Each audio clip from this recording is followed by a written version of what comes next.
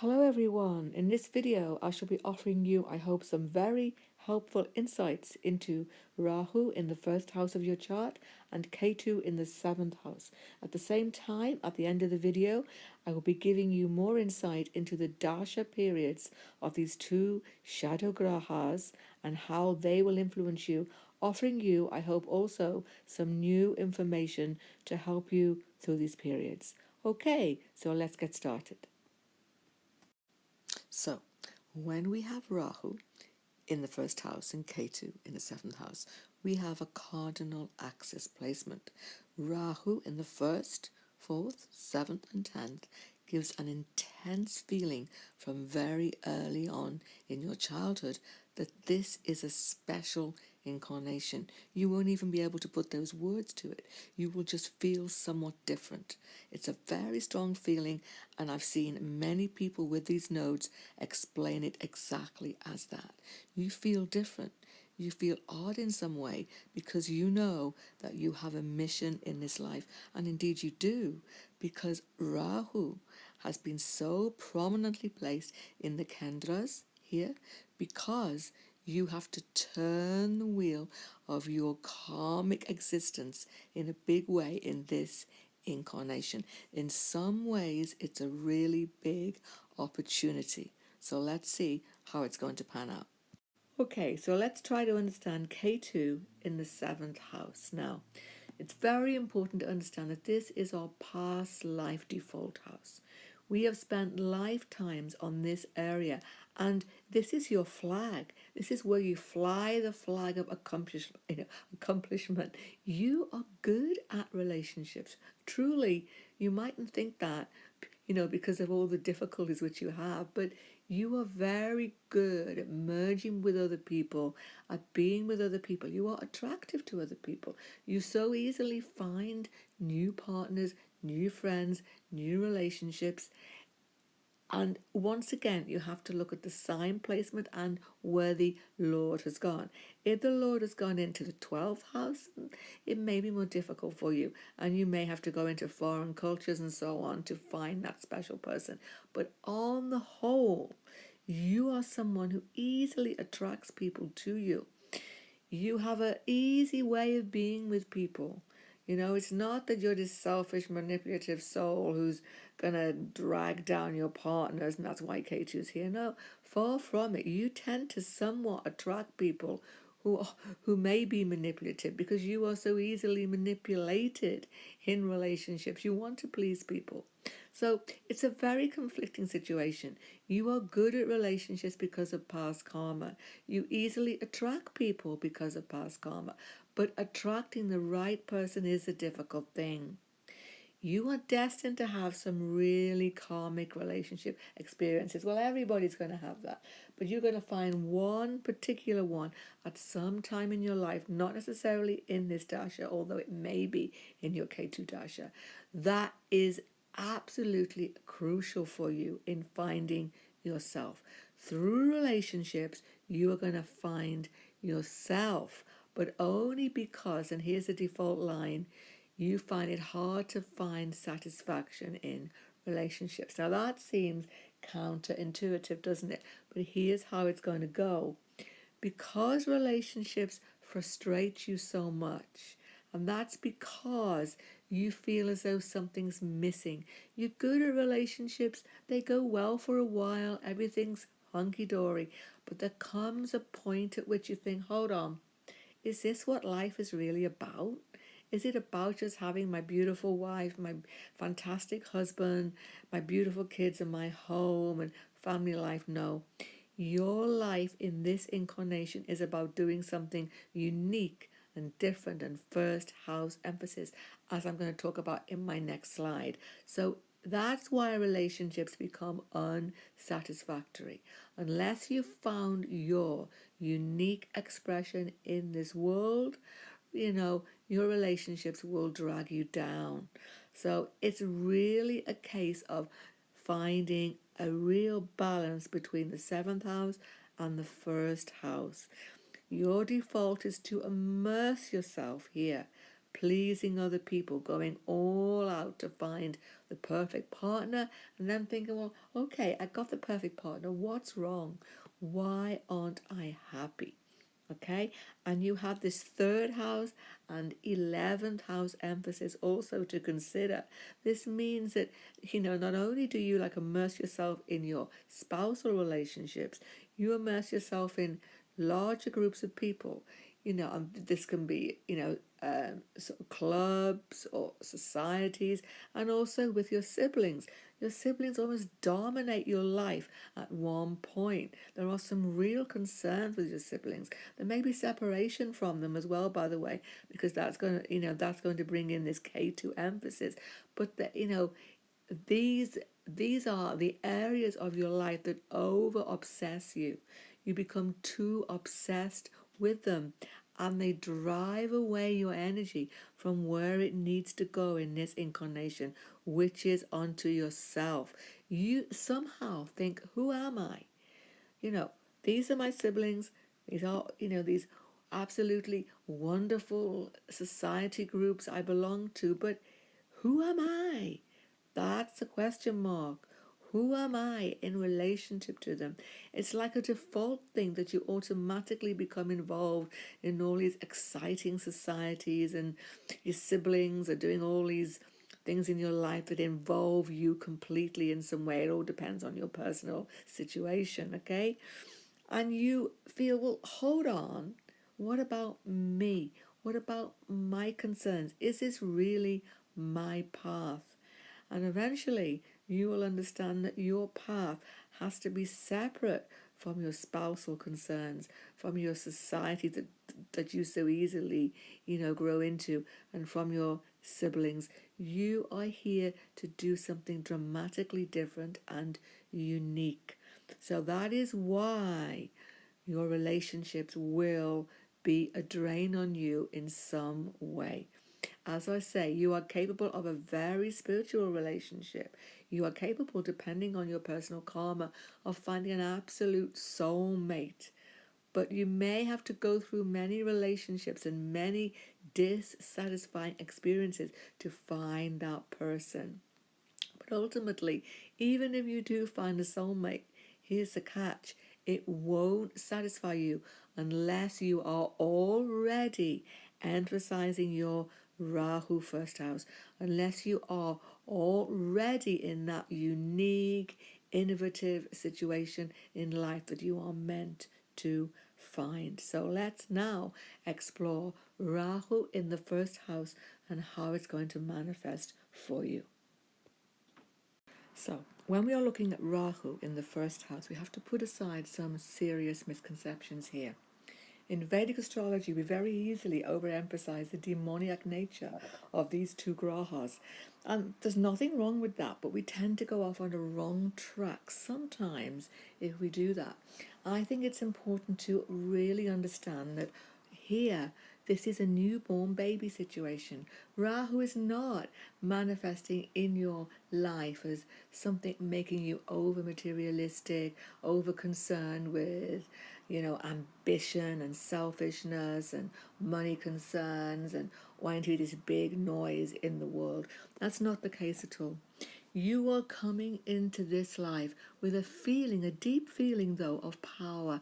You know that you have the power to step aside from the normative things in your own culture, in your own early childhood conditioning, and do something new. You feel that power, but very early on it gets stepped on. What you find is that you so immerse yourself as your default in other people, in their concerns, and you form these marvelous relationships, as I've said, multiple relationships very easily, and your whole life becomes taken over by these areas. Therefore, you start to get into this sort of habit of, I've got to blame other people. Why is it that I can't move ahead in my life? It's my girlfriend, it's my boyfriend, it's my friend, it's my parents, it's somebody else's fault. What you've got to do as soon as you're able to be aware of this is to take control of things. Rahu is about taking back control. You are a very ambitious person deep inside, but for the right reasons. You should be ambitious. You need to emphasize yourself because you have de-emphasized that in your past incarnations. You have to find a new way to be in this world, to be successful, to have a happy life. You have to strike away from the crowd. If you do that, you can then form a good, spiritually satisfying relationship. But if you come into that relationship in a frustrated mode because you are not able to be yourself, you will never be happy. Now, that's a problem with this Rahu. You don't truly know who you are. You don't truly know where your talents lie. And that's where the birth chart can be very helpful for you. You need to look at the signs involved and see where the actual Lord of the first house has gone. That can give you some very good clues. Another thing would be to look in the D9 chart. That will also be very helpful for you. And where is Rahu there? That can really help you solve this big dynamic here of you versus other people.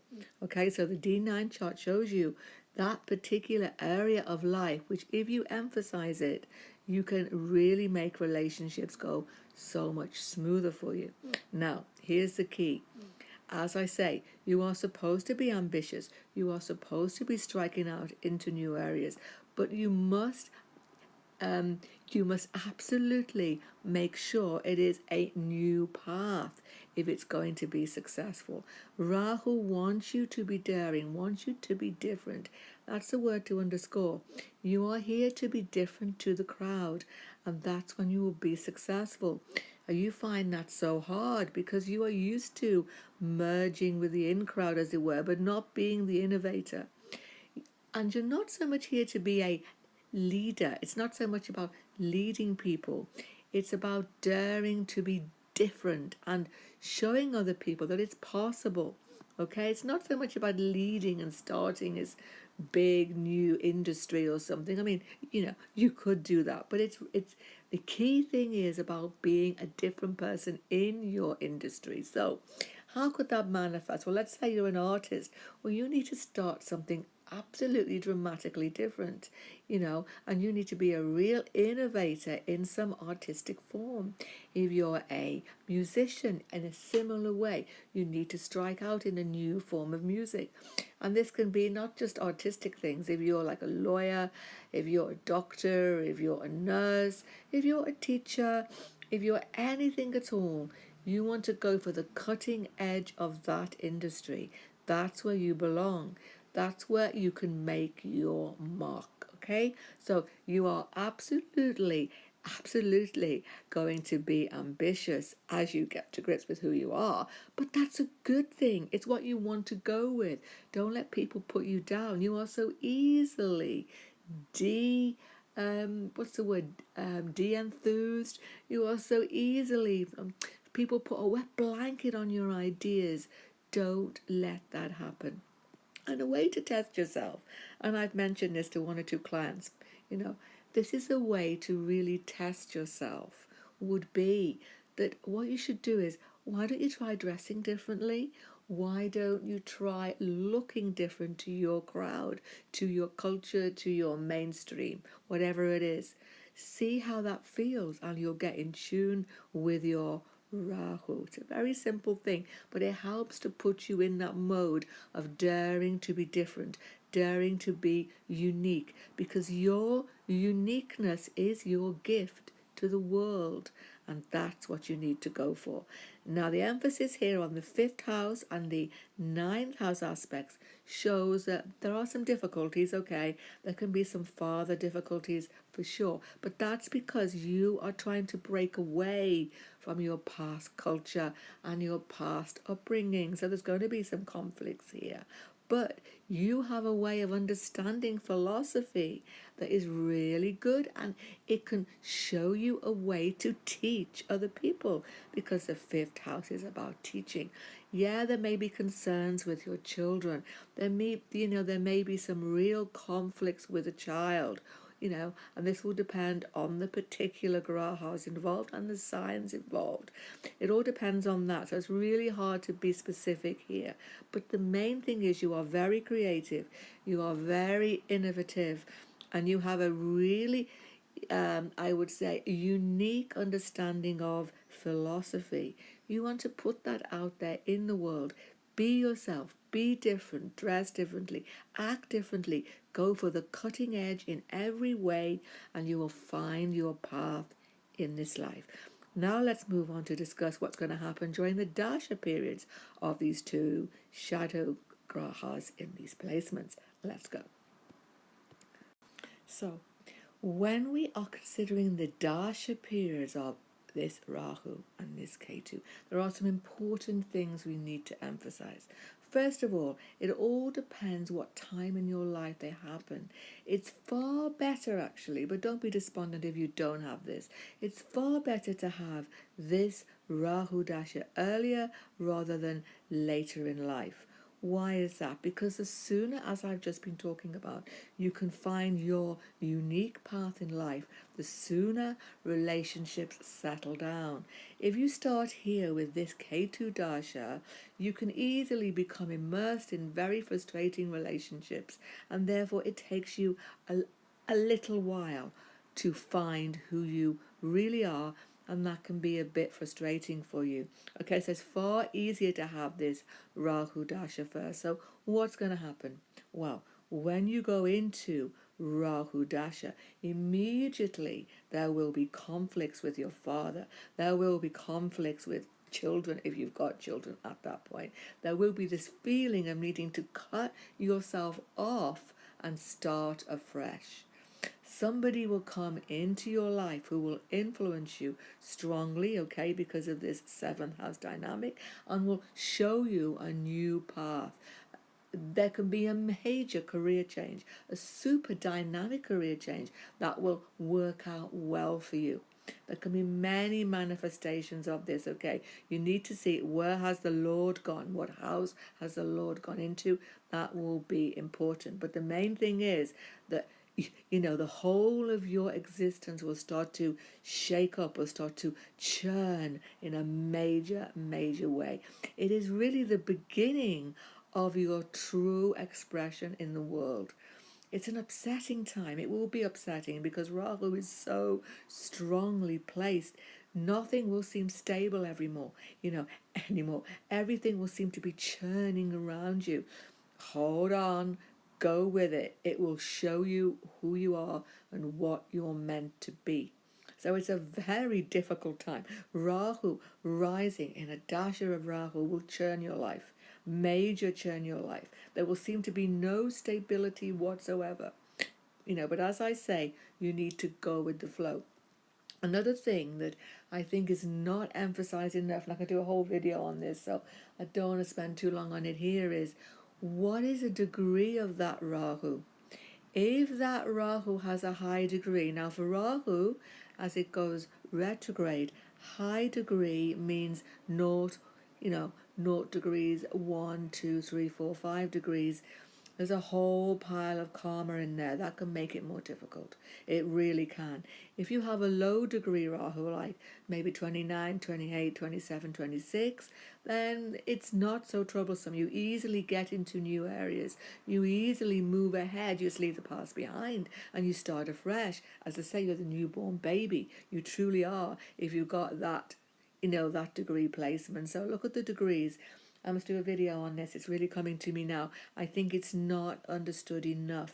Okay, so that's your Rahu Dasha. Now, what about your Ketu Dasha? As I say, far better to have this later on rather than earlier on, because you will really, by default, become immersed in your relationships. Relationships will be troublesome during this Dasha. It all depends where you're at. As I say, if it's later on in life, it won't be so troublesome, because you have already found who you are.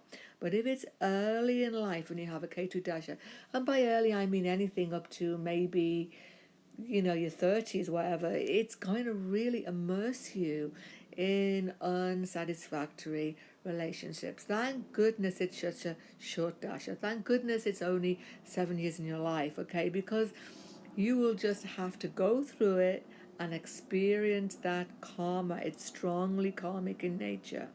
But when you get to the end of that Ketu Dasha, whatever happens to you, you will realize what sort of relationships are good for you and what sort are not good to you. It's not a good time to get married, but there may be a karmic relationship. So it's really hard to say don't get married in your Ketu Dasha if it's in the 7th house. That's not the way to look at it. You may have to experience that relationship, and it may be your soulmate. It may well be if you have the Lord well placed. So it's really hard to say for sure it's going to be definitely troublesome. But even if it is your soulmate, even if it's your destined partner for the rest of your life, it's going to have a shaky start. It's going to have a very shaky start because you are really going into these past life oceans of karmas here, and that can be difficult for you. And as I say, it's going to emphasize this house, 11th house, and the 3rd house. Major conflicts with your siblings will occur during this Ketu, and this may destabilize your relationships in some way. Major issues will occur with your earning capacity as well, and it will seem as though you just can't seem to find the right path to fulfill yourself, because the 11th house is about your desires and your wishes and your fulfillment in life. Okay, it's about being satisfied in life. So it's a really difficult dasha in some ways, but it does end up by showing you what sort of relationships work and what sort don't. So learn the lessons necessary, go through those relationships, and if you find that it's a sort of lonely time for you because you just can't seem to connect to the right people, then you need to go with the 1st house emphasis here and not be dragged into unnecessary involvements. Okay? And just a final warning here. Rahu is about trying to find a shortcut. I should have mentioned this to begin with. Whatever you do during Rahu Dasha, be honest, be straightforward. I don't know whether you can hear, there's loads of magpies outside my room here. They've got a message for you all. Be honest, be straightforward. Don't take the shortcut. Don't be a scavenger like the magpies, yeah? Be really honest and straightforward. And in this Rahu Dasha, miracles can happen in your life. Really, miracles can happen. And again, in the Ketu Dasha, you should also be honest and straightforward. Just because your relationship isn't working, you need to talk about it with your partner. Don't go off into multiple secretive relationships. That can be a default here. Okay, I hope that was useful for you. Sub to my channel. I'm starting out again. And good luck to everybody. Goodbye for now.